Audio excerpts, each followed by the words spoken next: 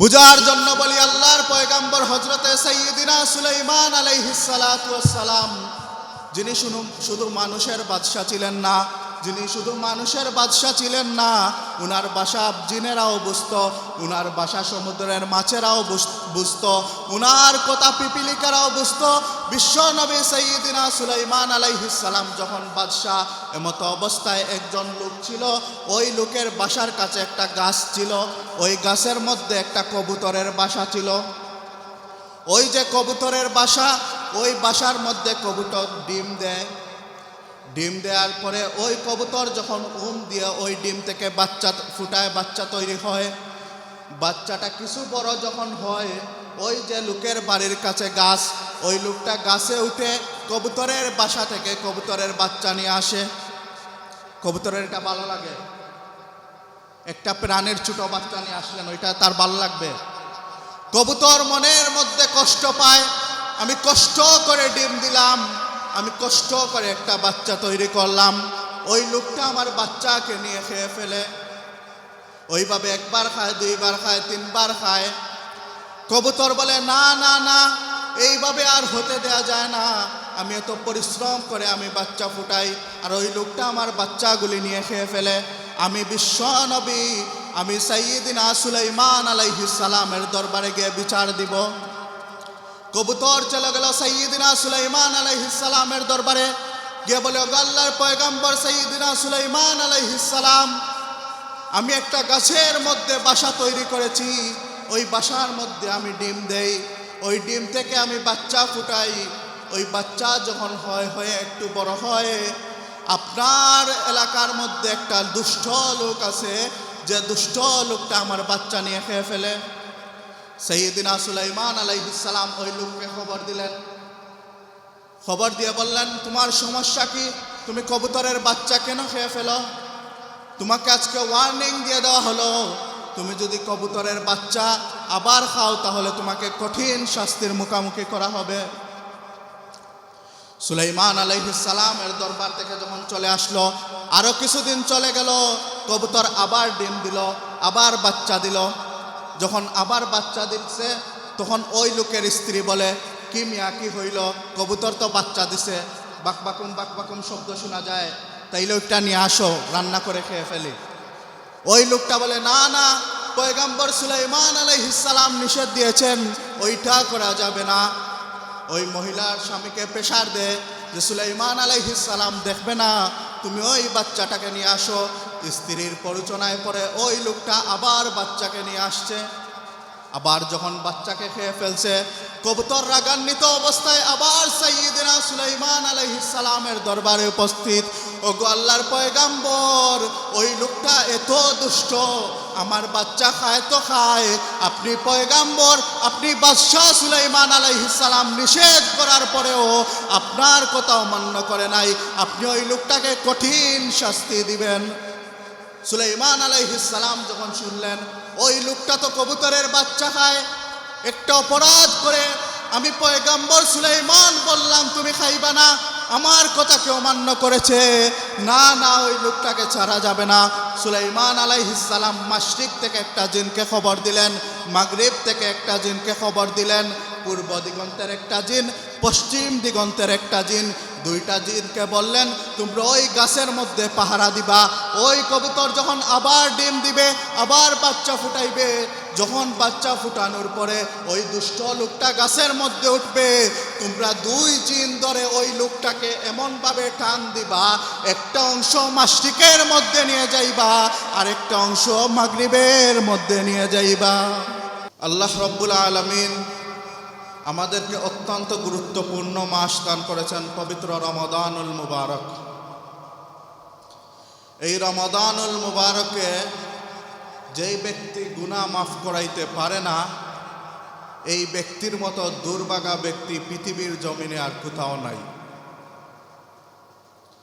এই রমাদানুল মুবারক আল্লাহ রাব্বুল ইজ্জত ওয়াল জালাল দান করেছেন যে আমার বান্দারা 11 মাস শয়তানের প্ররোচনায় পড়েছে, নফসের প্ররোচনায় পড়েছে, গুনাহ করেছে, পাপাচার করেছে, আমি আল্লাহ রাব্বুল ইজ্জত ওয়াল জালালকে ভুলে গেছে। আমি আমার বান্দাদেরকে ফিরে আসার জন্য, আমার বান্দাদেরকে আমি কাছে নিয়ে আসার জন্য, আমি আমার বান্দাদেরকে জান্নাতে নিয়ে যাওয়ার জন্য আমি এমন একটা মাস দান করে দিলাম, যেই মাসের মাধ্যমে বিগত 11 মাসের গুনাহ আমি মাফ করে দিব। বিগত 11 মাসে সে যে পাপাচার করেছে, সেই পাপাচার থেকে আমি তাকে মুক্ত করে ফেলব। বিগত 11 মাসে সে আমি আল্লাহ থেকে দূরে সরে গেছে, আমি আল্লাহ তাকে কাছে নিয়ে আসব। এজন্য আমি আল্লাহ রব্বুল ইজ্জত ওয়াল জালাল রমাদানুল মুবারক দান করেছি। এজন্য আমি আল্লাহ বলেছি যে রমাদান হচ্ছে এমন একটি মাস, যে রমাদান ইলা রমাদান বাইনা কাফারাতুল্লাহু, যে এক রমাদান থেকে আরেক রমাদান মধ্যবর্তী যে 11 মাস রয়েছে, এই 11 মাসে বান্দা তুমি আমি আল্লাহকে বলে গেছো, এই 11 মাসে তুমি পাপাচার করেছো, তুমি মিথ্যা কথা বলেছো, তুমি মানুষকে ঠকিয়েছো। এই রমাদানে এসে তুমি আল্লাহকে যখন বলবা, আল্লাহ আমি বুঝি নাই, আল্লাহ আমি গুনাহ করেছি, আমি গুনার উপর তওবা করলাম, আমার আল্লাহ বলেন আমি তোমাকে মাফ করে দেব। এই রমাদানুল মুবারকে আল্লাহ রব্বুল ইজ্জত ওয়াল জালাল প্রথম আসমানের মধ্যে এসে ডাকেন, আলা মিন মুস্তাগফিরিন ফাগফির আলা, আমার কোন বান্দা আছো তোমার মাফি লাগবে, আমার কোন বান্দা আছো তুমি গুনাহ করে নিজেকে বরবাদ করে ফেলেছো, আমার কোন বান্দা আছো তুমি গুনাহ করতে করতে জাহান্নামের পথে রওনা দিয়েছো, আমি আল্লাহ তোমাকে ডাকতেছি, তুমি চলে আসো, আমি তোমাকে মাফ করে দেব। ঠিক তেমনি ভাবে আল্লাহ বলেন, আমার কোন বান্দা আছো তুমি বড় অভাবের মধ্যে আছো, তুমি রিজিকের পেরেশানির মধ্যে আছো, তুমি আমি আল্লাহর দরবারে বলো, আমি আল্লাহ তোমাকে রিজিক দিয়ে দেব। আলা ওয়া কাজা, আলা ওয়া কাজা। এইভাবে তোমার কোন সমস্যা আছে, তুমি মানুষকে বলতে পারো নাই, তুমি কারো কাছে চাইতে পারো নাই, তুমি একটাবার আমি আল্লাহর কাছে বলে দেখো, আমি আল্লাহ রব্বুল আলামিন কুদরতি হাতে তোমার সমাধান করে দেব। এই রমাদানুল মুবারক আল্লাহ রব্বুল আলামিন কুরআনুল কারীম নাজিল করেছেন। শাহরু রমাদান আল্লাযী উনজিলা ফীহিল কুরআন হুদাল লিন-নাসি ওয়া বাইয়িনাতিন মিনাল হুদা ওয়াল ফুরকান। যে আমি এই রমাদানুল মুবারকে কুরআনুল কারীম নাজিল করেছি। কেন কুরআনুল কারীম নাজিল করেছি? হুদাল লিন-নাস, যে আমার সারা পৃথিবীর মধ্যে যত মানুষ আছে সব মানুষের হেদায়েতের জন্য আমি আল্লাহ কুরআন নাজিল করেছি। এই কুরআন শুধু হেদায়েতের জন্য না, এই কুরআন হচ্ছে আমাদের অন্তরে যে ব্যাধি হয়, রোগ সৃষ্টি হয়, এই রোগ দূর করার জন্য আল্লাহ কুরআন নাজিল করেছেন। হুদা ওয়া শিফাউল লিমা ফিস সুদূর, তোমাদেরকে পথ প্রদর্শন করবে, হেদায়েত দান করবে। তোমাদের অন্তরের মধ্যে যে রোগ হয়েছে, কঠিন ভাইরাস হয়েছে, এই ভাইরাস থেকে শিফা দান করার জন্য আমি আল্লাহ কুরআন নাজিল করেছি।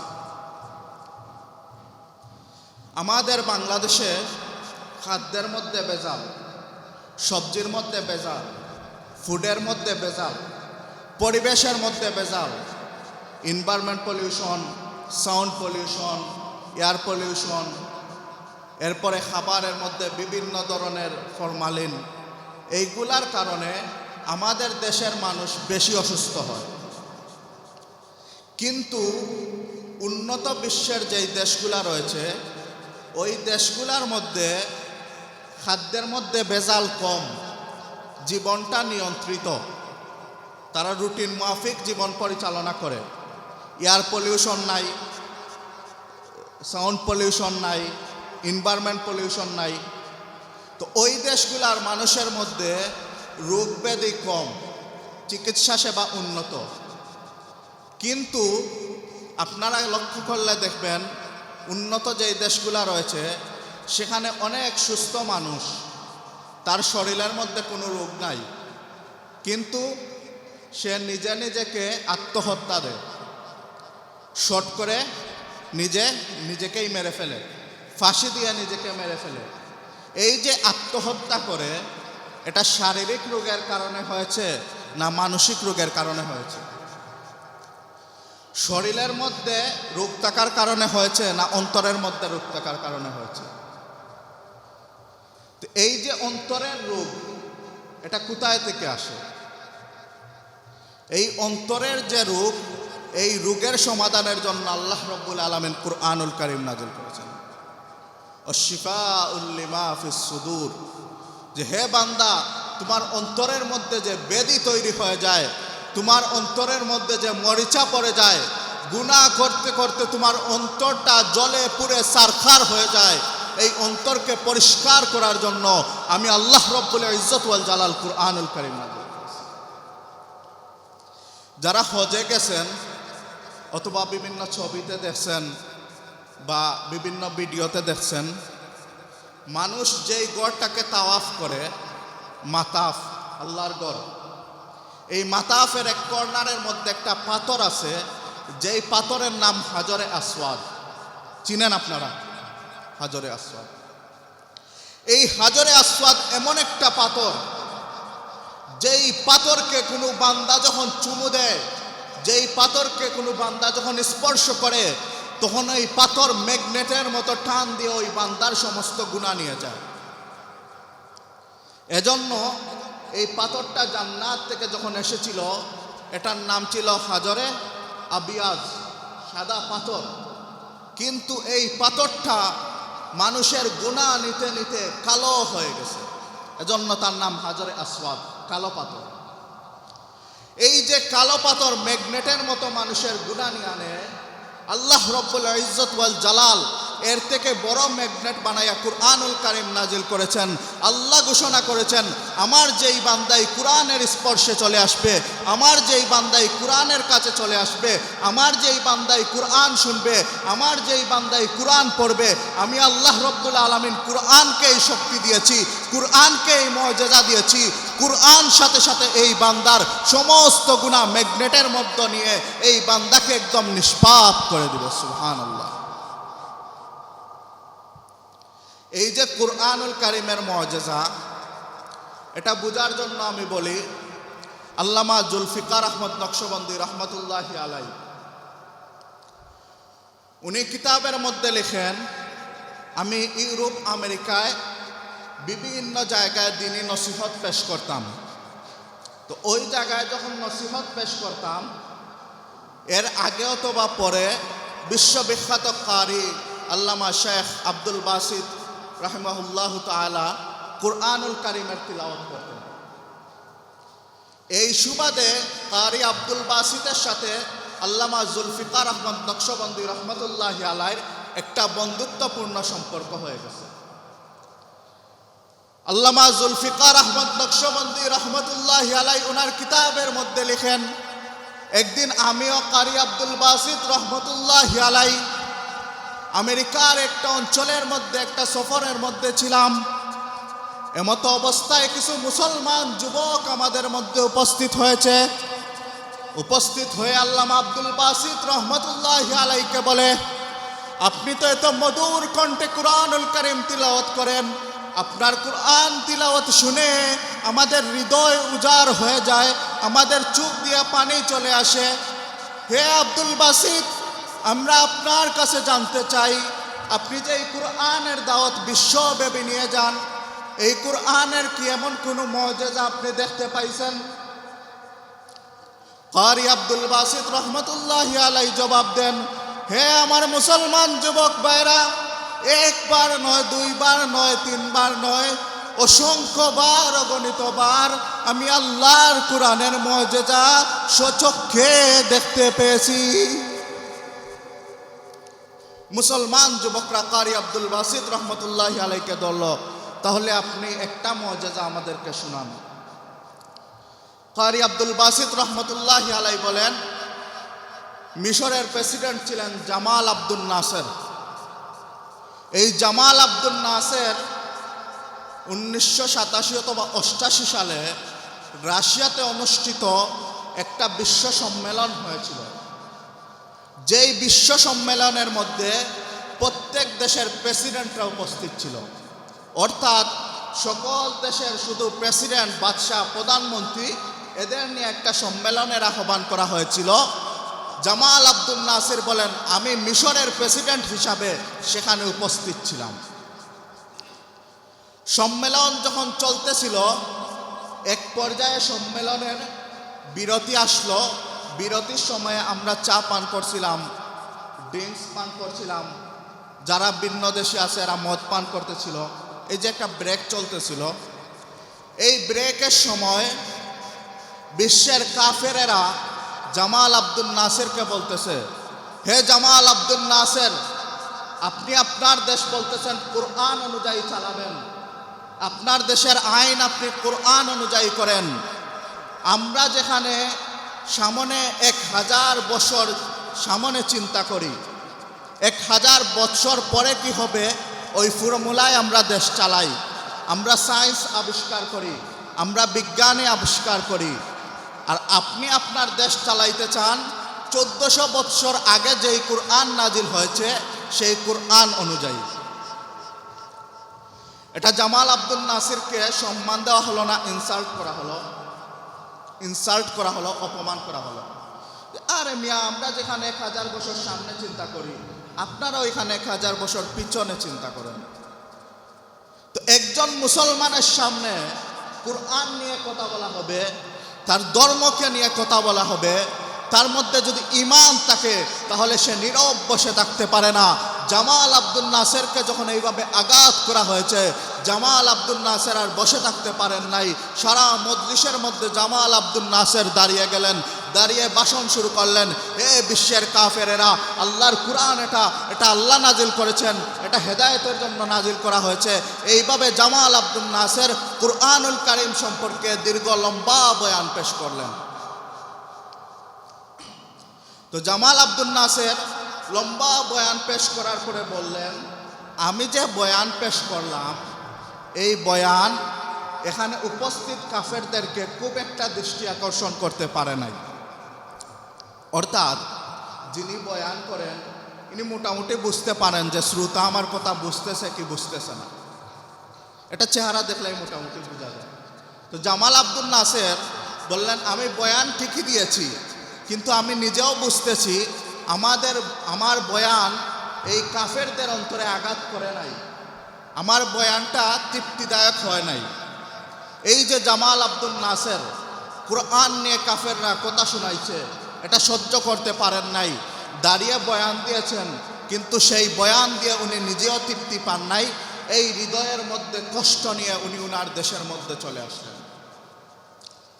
দেশে আসার পরে জামাল আব্দুল নাসির রাত্রে ঘুম আসে না, নামাজের মধ্যে দাঁড়ান, আল্লাহর কাছে দোয়া করেন, রব্বুল ইজ্জত, আমি কাফেরদের সামনে কোরআনের সৌন্দর্য তুলে ধরতে পারি নাই, আমি সুন্দর করে গুছিয়ে কোরআনের কথা বলতে পারি নাই।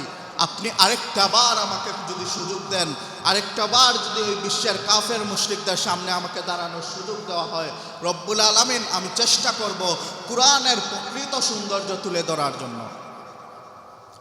এইভাবে মনের ব্যথা নিয়ে দীর্ঘদিন যখন জামাল আব্দুল নাসির মুনাজাত করে যান, এমতো অবস্থায় দীর্ঘদিন পরে ওনার কাছে একটা চিঠি আসলো, ইনভাইটেশন লেটার আসলো, আবার রাশিয়ার মধ্যে একটা বিশ্ব সম্মেলন অনুষ্ঠিত হবে। জামাল আব্দুল নাসির যখন এই ইনভাইটেশন পাইলেন, চিঠি পাইলেন, চিঠি পাওয়ার সাথে সাথেই উনি উৎসাহী হয়ে গেলেন। উনি বললেন, না, এইবার আর ভুল করা যাবেন না। উনি সাথে সাথে কারি আব্দুল বাসিতকে খবর দিলেন। কারি আব্দুল বাসিত আসার পরে বললেন, হে কারি আব্দুল বাসিত, আমি রাশিয়াতে একটি বিশ্ব সম্মেলনে যোগ দিব, তুমিও আমার সফর সঙ্গী হিসাবে ওই সম্মেলনে যাবা। কারি আব্দুল বাসিত বলেন, দেশের প্রেসিডেন্টের আদেশ অমান্য করার সুযোগ নাই, ঠিক আছে, আমিও আপনার সাথে যাব।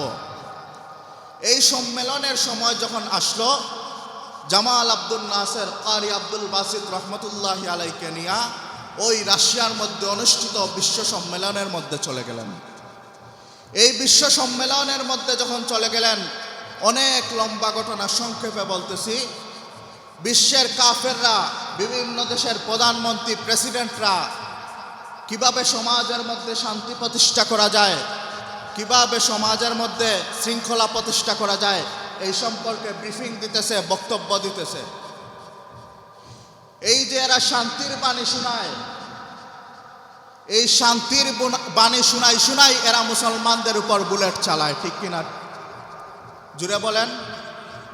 এই যে ফিলিস্তিনে মুসলমানদেরকে মেরে জর্জরিত করা হয়েছে, এটা কি আপনারা মনে করেন বিশ্বের কাফিরদের সাপোর্ট ছাড়া, সমর্থন ছাড়া সক্ষম হয়েছে? কখনোই না। এরা মুখে শোনাবে শান্তির বাণী, আর প্রকৃতপক্ষে এরা চায় দুনিয়ার বুকে যাতে কোনো মুসলমান বেঁচে না থাকে। তো এরা এই শান্তির বাণী শোনায়। তো এক পর্যায়ে জামাল আব্দুল নাসের প্রোগ্রামের যিনি উপস্থাপক, ওনার কাছে গিয়ে বললেন, আমি আমার একজন বন্ধুকে নিয়ে আসছি যিনি অনেক ভালো কবিতা আবৃত্তি করতে পারেন, একটা সুযোগ যদি দিতেন তাহলে উনি আপনাদেরকে অল্প সময় কিছু কবিতা আবৃত্তি করে শোনাইবেন।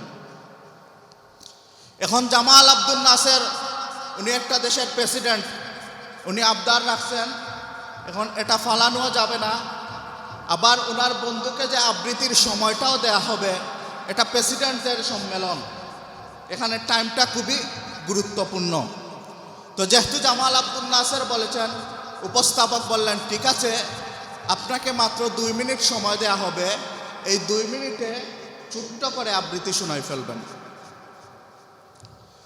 তো মাইকের মধ্যে যখন ঘোষণা করা হইল এ পর্যায়ে আবৃত্তি করবেন মিশর থেকে আগত মিশরের প্রেসিডেন্ট জামাল আব্দুল নাসেরের বন্ধু কারি আব্দুল বাসিত, আল্লামা কারি আব্দুল বাসিত রহমতুল্লাহ আলাইহি যখন মাইকের সামনে গেলেন, গিয়ে সারা কাফের সম্প্রদায় উনি কোরআনের কি তিলাওয়াত করবেন আল্লাহ রব্বুল আলমিনের কাছে বললেন যে, আল্লাহ রব্বুল আলমিন এমন তিলাওয়াত আমার জবান দিয়ে জারি করে দিও যেই তিলাওয়াতের কারণে সারা কাফের সম্প্রদায়ের হৃদয়ের মধ্যে আঘাত করে দেয়। কারি আব্দুল বাসিত সূরা তাহা তিলাওয়াত করা শুরু করলেন।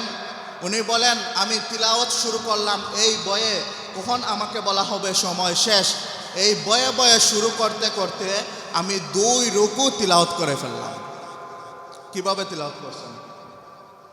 যে আমাদের মসজিদে যেভাবে হাফিজ সাহেবরা তিলাওয়াত করেন ওইভাবে?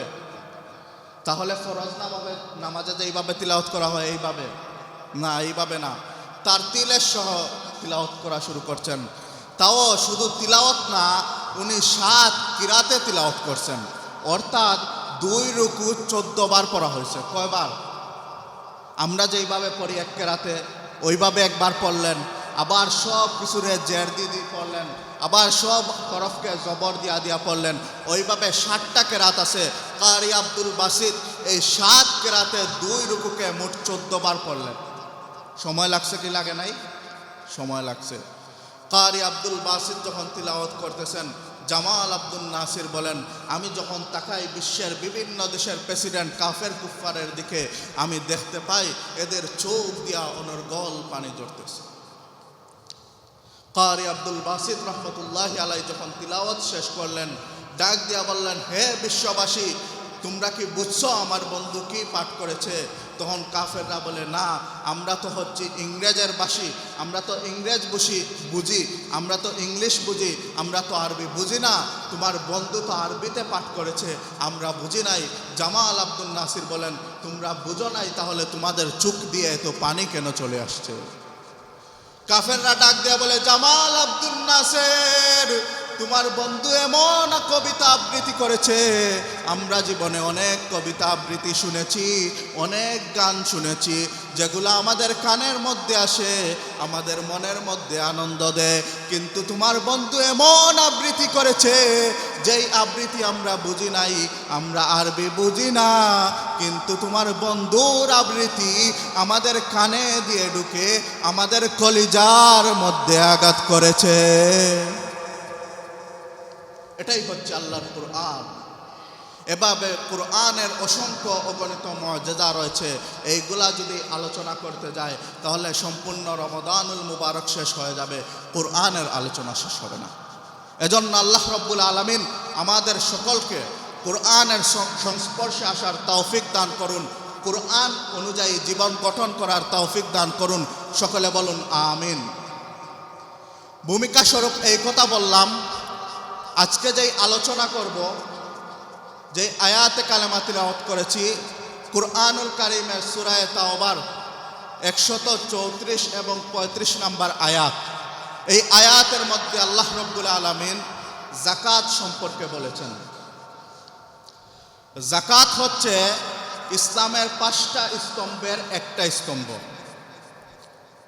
এই যাকাত সম্পর্কে কয়েক বছর আলোচনা করা যাবে। তো এখানে অল্প সময়ে যাকাতের খুব বেশি আলোচনা করা যাবে না, কিন্তু শুধু শিরোনামগুলা বলবো যাতে আপনারা যাকাতের বেসিক জ্ঞানটা বা যাকাত সম্পর্কে বেসিক জিনিসটা জানতে পারেন। যাকাত কি? যাকাত শব্দের অর্থ হচ্ছে পরিশুদ্ধ করা, পবিত্র করা।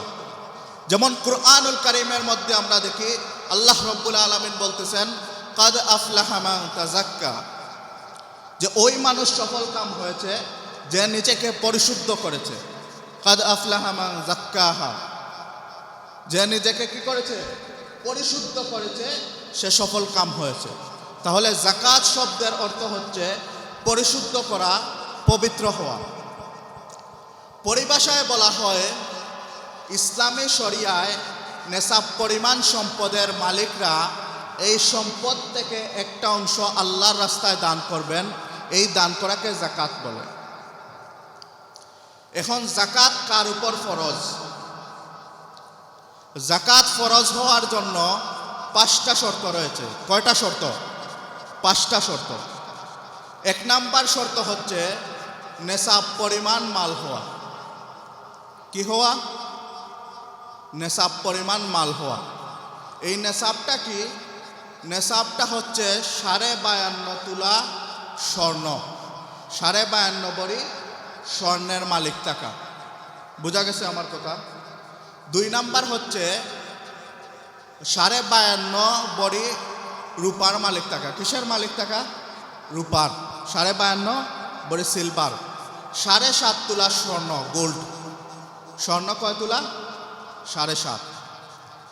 অথবা স্বর্ণ, রূপা, গোল্ড, সিলভার এবং ক্যাশ মানি অথবা আরো সম্পদ, এইগুলা একত্রিত করে যদি 52.5 তোলা সিলভারের সমপরিমাণ মূল্য হয় তাহলে উনি নেসাবের মালিক। অথবা ওনার কাছে শুধু 52.5 তোলা সিলভারের যেই টাকা হয় ওই টাকা ওনার কাছে আসে, তাহলে উনি কি? সাহিবে নেসাব বা নেসাব পরিমাণ মালের মালিক। মুহতারাম হাজরিন, বর্তমান বাজার দর অনুযায়ী যদি আমরা সিলভারের মূল্য দেখি, রূপার মূল্য দেখি, নতুন যেটা ওইটা 6,500 টাকা, কিন্তু আপনি যাকাত দিবেন ওইটা বিক্রির দর অনুযায়ী। যেমন আপনার কাছে 1 ভরি রূপা আছে, সিলভার আছে, ওইটা আপনি কিনছেন 6,500 টাকা দিয়ে, কিন্তু আপনি যদি সেল দিতে চান, বিক্রি করতে চান, তাহলে পাবেন 5,000 টাকা। কারণ কেনার পরে ওই জিনিসের ভ্যালুটা কমে যায়। যেই দাম দিয়ে কিনছেন ওইটা পাবেন না, কারণ কেনার সময় ওইটা মেকিং চার্জ একটা নিয়েছে। তো ওইভাবে যদি 52.5 তোলা সিলভার আপনার কাছে থেকে থাকে, আমরা যদি ক্যালকুলেটর করি, মোটামুটি ধরা যায় 2.5 লক্ষর উপরে কিছু টাকা হবে। তো এই পরিমাণ টাকা যদি কারো কাছে থাকে এবং এই টাকাটা 1 বছর অতিক্রম করে, কতদিন অতিক্রম করে? অর্থাৎ আপনার কাছে আজকে 10 লক্ষ টাকা আসলো, কিন্তু আগামী রমাদানুল মুবারকের 10 তারিখ গিয়ে দেখলেন আপনার কাছে কোনো টাকা নাই বা 1 লক্ষ টাকা আছে, তখন আপনার উপর যাকাত ফরজ হয় নাই, আপনি যাকাত দেয়া লাগবে না। কিন্তু আজকে 9 রমাদান, আপনার কাছে 10 লক্ষ টাকা আছে, আগামী বছর 9 রমাদান গিয়ে দেখলেন আপনার কাছে টাকা 15 লক্ষ হয়ে গেছে। কয় লক্ষ হয়েছে? 15 লক্ষ। এই যে মধ্যবর্তী সময়, এই সময়ে কখনো আপনার কাছে টাকা 5 লাখে আসছে, 7 লাখে আসছে, 9 লাখে আসছে, কিন্তু বছর শেষে আপনি যখন হিসাবের মধ্যে বসছেন আপনার কাছে 15 লক্ষ টাকা আছে, তখন আপনি ওই টাকা থেকে 40% 1% অথবা 100%-এর 2.5%, 2.5% আল্লাহর রাস্তায় দান করবেন। এটাকে কি বলে? যাকাত বলে। এই যাকাত এমন একটা বিধান, এই দান করা, আল্লাহর রাস্তায় সাদাকা করা এমন একটা উপকারী বিধান, প্রত্যেক ধর্ম যাকাত দান করাকে, ডোনেশন করাকে বিশেষ গুরুত্ব দিয়েছে। আপনি হিন্দু ধর্মের মধ্যে যান, দান করার গুরুত্ব আছে। খ্রিস্টান ধর্মের মধ্যে যান, আরও বিভিন্ন ধর্ম আছে, প্রত্যেক ধর্মের মধ্যে দান করার জন্য উৎসাহিত করা হয়েছে। কিন্তু ইসলাম এখানে দান করাকে উৎসাহী করে নাই, ইসলাম বরং ফরজ বিধান বানিয়েছে। শুধু ফরজ বিধান না, ইসলাম এটা ইসলামের মৌলিক যে 5টা বৃত্তি আছে এর মধ্যে একটা বৃত্তি বানিয়ে দিয়েছে। এই যাকাত দ্বারা কি হয়? যাকাত দ্বারা মাল পবিত্র হয়। এই যাকাত দ্বারা মালের নিরাপত্তা নিশ্চিত হয়। এই যে যারা আল্লাহর রাস্তায় দান করেন, বিশ্বনবী সাল্লাল্লাহু আলাইহি ওয়াসাল্লাম বলেন, কাল কিয়ামতের ময়দানে এরা যখন সওয়াব দেখবেন, নেকি দেখবেন, ওনারা অবাক হয়ে যাবেন। আল্লাহ রব্বুল আলামিন বলবেন, এই নাও তোমাদের পূর্ণ, এই নাও তোমাদের আমলনামা। তখন বান্দা যখন আমলনামা দেখবে, এত সওয়াব, আল্লাহ রব্বুল আলামিনকে বলবে, আল্লাহ রব্বুল আলামিন, আমরা তো এত সওয়াব করি নাই, আমরা তো এত টাকা দান করি নাই, আমরা তো এত নেক আমল করি নাই। বান্দার মনে আসবে, দুনিয়ার মধ্যে পাপ করেছি, দুনিয়ার মধ্যে মিথ্যা বলেছি, দুনিয়ার মধ্যে মানুষকে ঠকাইছি, কিন্তু আজকে কিয়ামতের ময়দানে হয়তো আল্লাহ পরীক্ষা করার জন্য অন্যজনের আমলনামা আমার কাছে দিয়া দিয়েছেন। এখন যদি আমরা মিথ্যা বলি তাহলে তো ধরা খেয়ে যাব। সুতরাং আল্লাহ রব্বুল আলামিন, এই আমলনামা আমার না। আল্লাহ রব্বুল আলামিন ঘোষণা দেবেন, হে বান্দা, তুমি যে আমার রাস্তায় দান করেছিলা, ওইগুলারে আমি কত ধরনের বৃদ্ধি করতে করতে তোমার আমলনামা আজকে নেকি দ্বারা পূর্ণ হয়ে গেছে। যাকাত দ্বারা মাল কিভাবে পরিশুদ্ধ হয় বুঝার জন্য বিশ্বনবী মুহাম্মদুর রাসূলুল্লাহ সাল্লাল্লাহু আলাইহি সাল্লাম যখন বললেন, হে আমার উম্মত, তোমরা যখন আল্লাহর রাস্তায় দান সদকা করবা, আল্লাহ রব্বুল ইজ্জত ওয়াল জালাল তোমাদের মালকে নিরাপত্তা দান করবেন, তোমাদের মালকে পবিত্র করে দিবেন। আল্লাহ রব্বুল আলামিন কুরআনুল কারীমের মধ্যে আয়াত নাজিল করলেন, খুয মিন আমওয়ালিহিম সাদাকা তুতাহহিরুহুম ওয়া তুযাক্কিহিম বিহা ওয়া সাল্লি আলাইহিম ইন্না সলাতাকা সাকানুল লাহুম। আল্লাহ রব্বুল আলামিন বলেন, ওগো আমার পয়গাম্বর, ওগো বিশ্ব নবী, আপনি আপনার উম্মতের কাছ থেকে সাদাকা গ্রহণ করুন, আপনি আপনার উম্মতের কাছ থেকে যাকাত আদায় করুন। কেন আদায় করবেন? আল্লাহ রব্বুল আলামিন বলে দেন, তুতাহহিরুহুম ওয়া তুযাক্কিহিম, কারণ আপনি তাদেরকে পবিত্র করবেন, আপনি তাদেরকে পরিশুদ্ধ করবেন।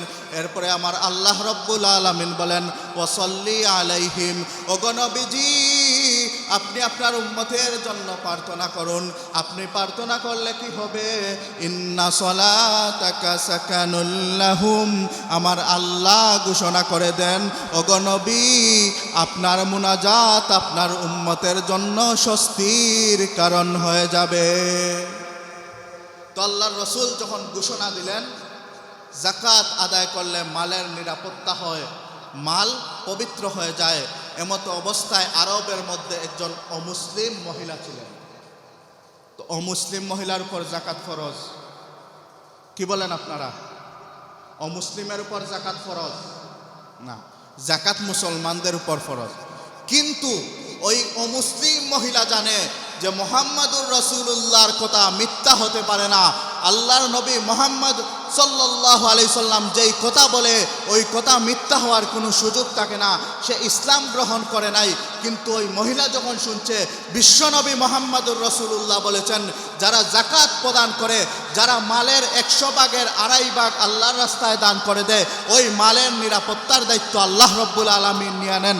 এই কথা শোনার পরে ওই ইহুদি মহিলা, ওই অমুসলিম মহিলা তার সারা সম্পত্তির হিসাব করে 2.5% আল্লাহ রব্বুল আলামিনের রাস্তায় দান করে দিল। সুবহানাল্লাহ বলবেন না? দান করার পরে আরবের ব্যবসার নিয়ম ছিল, আরবের ব্যবসার জন্য এরা সিরিয়ার মধ্যে যাইত। ওই মহিলার 100টা উট সহ 100টা বাহন সিরিয়ার উদ্দেশ্যে গিয়েছে ব্যবসার জন্য। ব্যবসা থেকে যখন ফিরে আসার সময় হলো, এমন সময় আরবের মধ্যে খবর আসলো, যারাই ব্যবসার উদ্দেশ্যে সিরিয়ার মধ্যে গিয়েছিলেন, আসার পথে ডাকাত দল সবাইকে লুটপাট করে সবার বাহন রেখে দিছে, মাল রেখে দিছে, এবং মানুষ যারা এদেরকেও আহত নিহত করে ফেলছে। তো এই মহিলার কানে যখন শব্দ আসলো যে সিরিয়া থেকে আসার পথে পথিমধ্যে সবাইকে ডাকাত ধরেছে, মহিলার মাথা গরম হয়ে গেল। মহিলা ঘরের মধ্যে ঢুকলো, ঢুকে তরবারি খুঁজতে গেল যে আজকে আমি তরবারি বের করব, আর তরবারি নিয়ে আমি গিয়ে মোহাম্মদের কল্লা মাথা থেকে দ্বিখণ্ডিত করে দিব। এই মোহাম্মদ বলেছে যারা আল্লাহর রাস্তায় জাকাত দিবে তাদের মাল আল্লাহ তাআলা হেফাজত করবেন।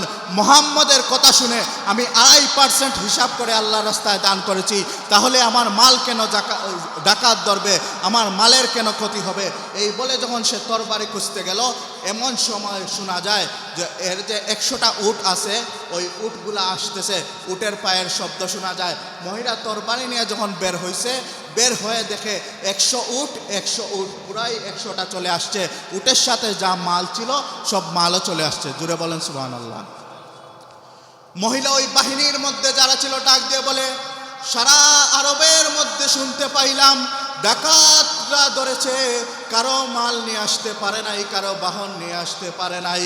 তোমরা কিভাবে আমার 100টা উট নিয়ে চলে আসলা? আমার তো একটা উটেরও কোনো ক্ষতি হতে দেখি নাই, আমার তো একটা মালেরও কোনো ক্ষতি হইতে দেখি নাই। ওই কাফেলার যেই জিম্মাদার লোকটা ছিল, ওই লোকটা ডাক দিয়ে বলে, আমরা যখন সিরিয়া থেকে রওনা দিয়েছি আরবের দিকে আসার জন্য, আস্তে আস্তে একটা পর্যায়ে আসার পরে আমাদের সামনে যে রাজা উটটা ছিল, ওই উটটা পায়ের মধ্যে ব্যথা পেয়ে যায়। ব্যথা পাওয়ার কারণে ওই উটটা বসে যায়। যেই মাত্র ওই উটটা বসে যায়, সাথে সাথে আরো 99টা যে উট ছিল এরাও বসে গেছে। কারণ উটের রাজা যেইভাবে যায়, পিছনে সমস্ত উট ওইভাবে যায়। রাজা যদি বসে যায়, পিছনের উটও বসে যায়। সমস্ত উট যখন বসে গেছে, আমার সামর্থ্য নাই সবগুলা উটকে তোলার। উটগুলা ওইখানের মধ্যে বিশ্রাম নিচ্ছে। ওই বিশ্রাম নিতে নিয়ে গিয়ে যে 1 ঘন্টা লেট হয়েছে, 2 ঘন্টা লেট হয়েছে, ওই 2 ঘন্টা 3 ঘন্টা লেট হওয়ার কারণে, বিলম্ব হওয়ার কারণে আমরা যখন রওনা দিয়েছি তখন ডাকাতরা সবার মাল লুটপাট করে নিয়ে চলে গেছে এবং আমরা নিরাপদে মক্কার মধ্যে চলে আসছি। সুবহানাল্লাহ বলবেন না? একজন অমুসলিম মহিলা যে বিশ্বাস করেছিল আল্লাহর নবী মুহাম্মদ, বলেছেন যে যারা আল্লাহর রাস্তায় যাকাত দান করে আল্লাহ তাদের মালের জিম্মাদার হয়ে গেছেন। এই ইয়াকিন করে আল্লাহর রাস্তায় দান করেছিল। আল্লাহ মালের হেফাজত করছেন কি করেন নাই? মুহতারাম হাজিরিন, বুঝার জন্য বলি, আল্লাহর রাস্তায় দান করা, যাকাত দেওয়া, এর মাধ্যমে আল্লাহ রব্বুল আলামিন বালা মুসিবত থেকে হেফাজত করেন। আপনার উপর একটা মুসিবত লেখা হয়ে গেছে, যেমন আপনার একটা বড় রোগ হয়ে যাবে, অথবা আপনি একটা অ্যাক্সিডেন্ট করে ফেলবেন, অথবা আপনার একটা মাল কেউ নিয়ে আনবে, যে কোনো ধরনের হোক, যেটা আপনার উপর লেখা হয়ে গেছে, এমন অবস্থায় আপনি যদি দান করে দেন, আল্লাহ রব্বুল আলামিন ওই মুসিবতকে সরাইয়া ফেলেন। বুঝার জন্য বলি, আল্লাহর পয়গাম্বর হযরতে সাইয়্যিদিনা সুলাইমান আলাইহিস সালাতু ওয়াস সালাম, যিনি শুধু মানুষের বাদশা ছিলেন না, যিনি শুধু মানুষের বাদশা ছিলেন না, উনার ভাষা জিনেরাও বুঝত, উনার ভাষা সমুদ্রের মাছেরাও বুঝত, উনার কথা পিপিলিকারাও বুঝত। বিশ্ব নবী সাইয়্যিদিনা সুলাইমান আলাইহিস সালাম যখন বাদশা, এমতো অবস্থায় একজন লোক ছিল, ওই লোকের বাসার কাছে একটা গাছ ছিল, ওই গাছের মধ্যে একটা কবুতরের বাসা ছিল। ওই যে কবুতরের বাসা, ওই বাসার মধ্যে কবুতর ডিম দেয়। ডিম দেওয়ার পরে ওই কবুতর যখন দিয়ে ওই ডিম থেকে বাচ্চা ফুটায়, বাচ্চা তৈরি হয়। বাচ্চাটা কিছু বড় যখন হয়, ওই যে লোকের বাড়ির কাছে গাছ, ওই লোকটা গাছে উঠে কবুতরের বাসা থেকে কবুতরের বাচ্চা নিয়ে আসে। কবুতরের এটা ভালো লাগে, একটা প্রাণের ছোট বাচ্চা নিয়ে আসলেন, ওইটা তার ভালো লাগবে। কবুতর মনের মধ্যে কষ্ট পায়, আমি কষ্ট করে ডিম দিলাম, আমি কষ্ট করে একটা বাচ্চা তৈরি করলাম, ওই লোকটা আমার বাচ্চাকে নিয়ে খেয়ে ফেলে। ওইভাবে 1 বার খায়, 2 বার খায়, 3 বার খায়। কবুতর বলে, না না না, এইভাবে আর হতে দেয়া যায় না, আমি এত পরিশ্রম করে আমি বাচ্চা ফুটাই, আর ওই লোকটা আমার বাচ্চাগুলি নিয়ে খেয়ে ফেলে। আমি বিশ্ব নবী, আমি সাইয়্যিদিনা সুলাইমান আলাইহিস সালামের দরবারে গিয়ে বিচার দিব। কবুতর চলে গেল সাইয়্যিদিনা সুলাইমান আলাইহিস সালামের দরবারে। গিয়ে বলে, ওগো আল্লাহর পয়গম্বর সাইয়্যিদিনা সুলাইমান আলাইহিস সালাম, আমি একটা গাছের মধ্যে বাসা তৈরি করেছি, ওই বাসার মধ্যে আমি ডিম দেই, ওই ডিম থেকে আমি বাচ্চা ফুটাই, ওই বাচ্চা যখন হয়ে একটু বড় হয়, আপনার এলাকার মধ্যে একটা দুষ্ট লোক আছে, যে দুষ্ট লোকটা আমার বাচ্চা নিয়ে খেয়ে ফেলে। সাইয়্যিদিনা সুলাইমান আলাইহিস সালাম ওই লোককে খবর দিলেন, খবর দিয়ে বললেন, তোমার সমস্যা কি? তুমি কবুতরের বাচ্চা কেন খেয়ে ফেলো? তোমাকে আজকে ওয়ার্নিং দিয়ে দেওয়া হলো, তুমি যদি কবুতরের বাচ্চা আবার খাও তাহলে তোমাকে কঠিন শাস্তির মুখোমুখি করা হবে। সুলাইমান আলাইহিস সালামের দরবার থেকে যখন চলে আসলো, আরো কিছুদিন চলে গেল, কবুতর আবার ডিম দিল, আবার বাচ্চা দিল। যখন আবার বাচ্চা দিচ্ছে, তখন ওই লোকের স্ত্রী বলে, কি মিয়া, কি হইল? কবুতর তো বাচ্চা দিছে, বাকবাকুম শব্দ শোনা যায়, তাইলে ওইটা নিয়ে আসো, রান্না করে খেয়ে ফেলি। ওই লোকটা বলে, না না, পয়গম্বর সুলাইমান আলাইহিস সালাম নিষেধ দিয়েছেন, ওইটা করা যাবে না। ওই মহিলার স্বামীকে প্রেসার দে যে সুলাইমান আলাইহিস সালাম দেখবে না, তুমি ওই বাচ্চাটাকে নিয়ে আসো। স্ত্রীর প্ররোচনায় পরে ওই লোকটা আবার বাচ্চাকে নিয়ে আসছে। আবার যখন বাচ্চাকে খেয়ে ফেলছে, কবুতর রাগান্বিত অবস্থায় আবার সাইয়্যিদিনা সুলাইমান আলাইহিস সালামের দরবারে উপস্থিত। ওগো আল্লাহর পয়গম্বর, ওই লোকটা এত দুষ্ট, আমার বাচ্চা খায় তো খায়, আপনি পয়গম্বর, আপনি বাদশাহ সুলাইমান আলাইহিস সালাম নিষেধ করার পরেও আপনার কথা অমান্য করে নাই, আপনি ওই লোকটাকে কঠিন শাস্তি দিবেন। সুলাইমান আলাইহিস সালাম যখন শুনলেন ওই লোকটা তো কবুতরের বাচ্চা খায়, একটা অপরাধ করে আমি পয়গম্বর সুলাইমান বললাম তুমি খাইবা না, আমার কথা কেউ অমান্য করেছে, না না, ওই লোকটাকে ছাড়া যাবে না। সুলাইমান আলাইহিস সালাম মাশরিক থেকে একটা জিনকে খবর দিলেন, মাগরিব থেকে একটা জিনকে খবর দিলেন, পূর্ব দিগন্তের একটা জিন, পশ্চিম দিগন্তের একটা জিন, দুইটা জিনকে বললেন, তোমরা ওই গাছের মধ্যে পাহারা দিবা, ওই কবুতর যখন আবার ডিম দিবে, আবার বাচ্চা ফুটাইবে, যখন বাচ্চা ফুটানোর পরে ওই দুষ্ট লোকটা গাছের মধ্যে উঠবে, তোমরা দুই জিন ধরে ওই লোকটাকে এমনভাবে টান দিবা, একটা অংশ মাশরিকের মধ্যে নিয়ে যাইবা, আর একটা অংশ মাগরিবের মধ্যে নিয়ে যাইবা।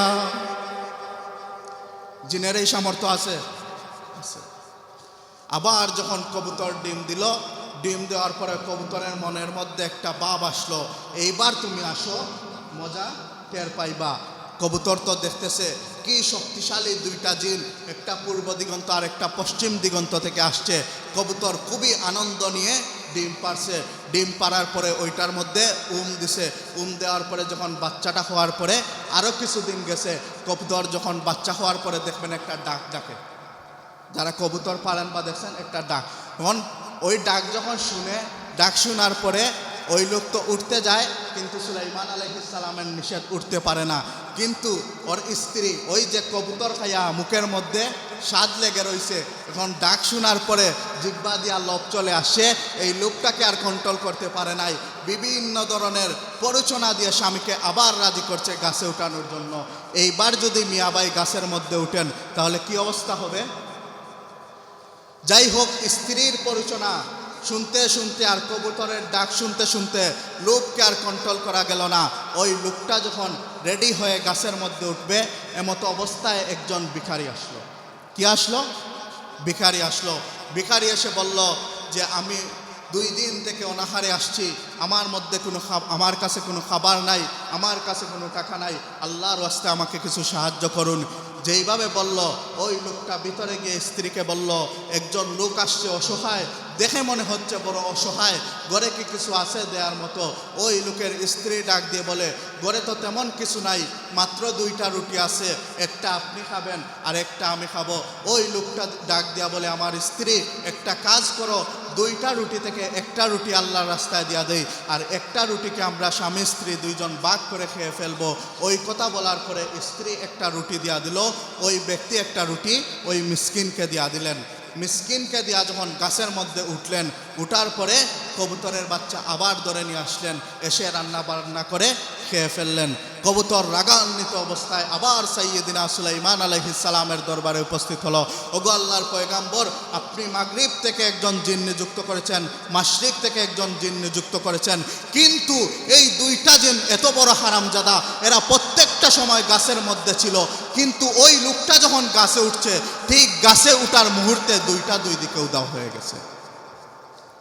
সুলাইমান আলাইহিস সালাম রাগান্বিত হয়ে গেলেন, ওই লোকটা তো কথা শুনে না, আমি জিনকে নিযুক্ত করলাম, ওই জিনগুলাও হারামজাদা, এরাও সময় মতো কাজ করলো না, যাও জিনগুলাকে ধরে নিয়ে আসো।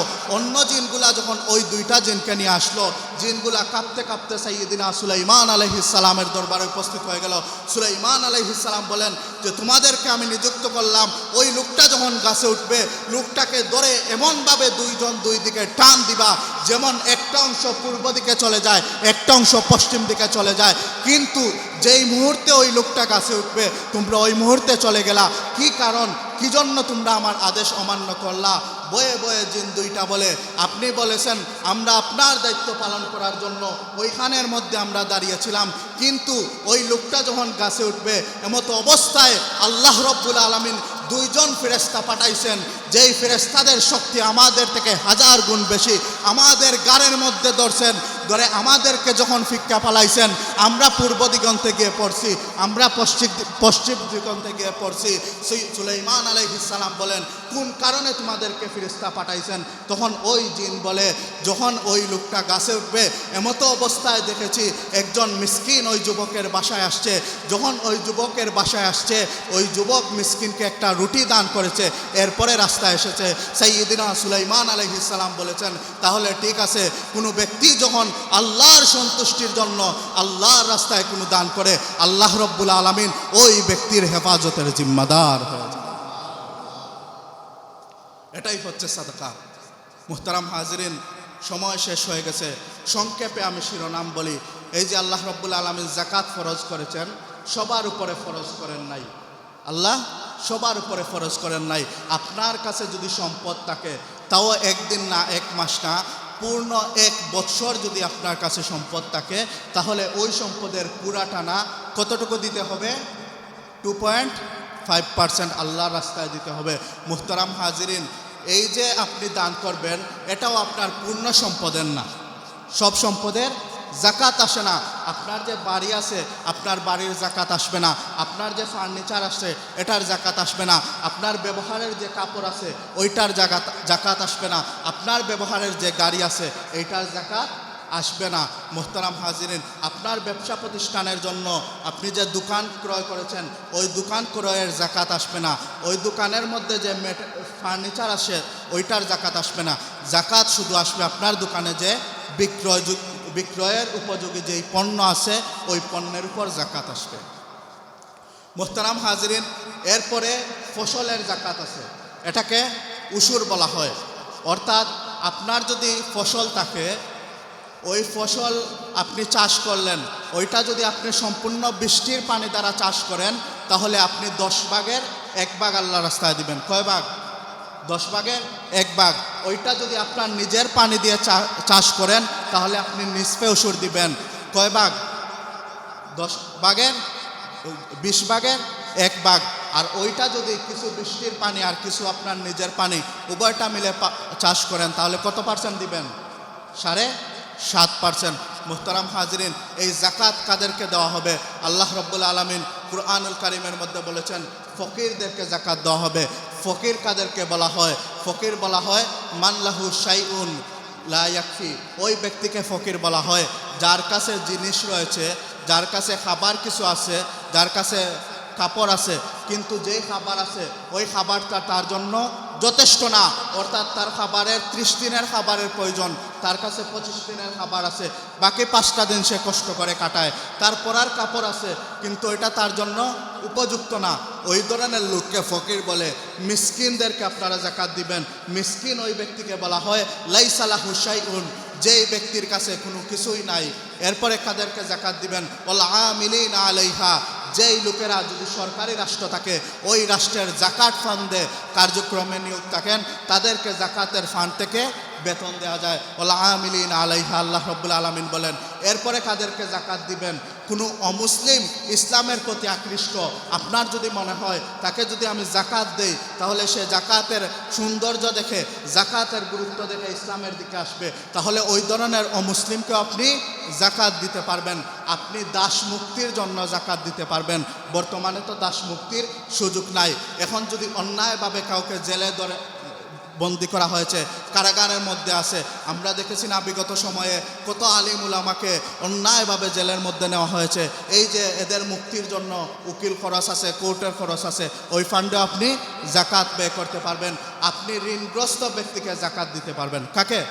ঋণগ্রস্ত ব্যক্তিকে। কিন্তু ঋণটা হতে হবে নিত্য প্রয়োজনের জন্য। কেউ ব্যবসার মধ্যে লস করেছে, এজন্য সে ঋণগ্রস্ত হয়েছে, অথবা সে খাবার খাওয়ার জন্য ঋণ হয়েছে। এখন যদি কেউ বিলাসিতা করার জন্য ঋণ করে, তাকে জাকাত দেওয়া যাবে? এই যদি সুযোগ থাকে তাহলে আমাদের দেশে যে সমস্ত শিল্পপতি আছে এদেরকেই জাকাত দিতে হবে। কারণ এদের সম্পদ যদি 1000 কোটি টাকা থাকে তাহলে এরা ঋণ আছে 1200 কোটি টাকা। মিথ্যা বললাম? এটাই হচ্ছে বাস্তব। কিন্তু এদেরকে জাকাত দেওয়া যাবে না। জাকাত দিতে হবে যে ঋণ করছে তার প্রয়োজনের জন্য, খাবার খাওয়ার জন্য। এখন আপনি লাম্বরগিনি গাড়ি কেনার জন্য, BMW কেনার জন্য কোটি টাকা ঋণ করলেন আর বললেন আমি ঋণগ্রস্ত, আমাকে জাকাত দাও, এটা হবে? এই সুযোগ নাই। আর কাদেরকে জাকাত দেওয়া যাবে? যে যারা আল্লাহর রাস্তায় আছে, আল্লাহর রাস্তায় জিহাদের মধ্যে আছে। আর কাদেরকে জাকাত দেওয়া যাবে? যারা সফরের মধ্যে আছে। একজন লোক তার টাকা আছে কিন্তু সে রংপুর থেকে সিলেট আসছে, আসার পরে মলম পাটি পাইছে, তার সব কিছু নিয়ে গেছে, এমতো অবস্থায় তার কাছে কিছু নাই, তখন আপনি জাকাতের ফান্ড দ্বারা তাকে সাহায্য করতে পারবেন। মুহতারাম হাজিরিন, জাকাতের আরও অনেক আলোচনা ছিল, সময় শেষ। ইনশাআল্লাহ আল্লাহ যদি তৌফিক দান করেন আগামীতে আলোচনা করব।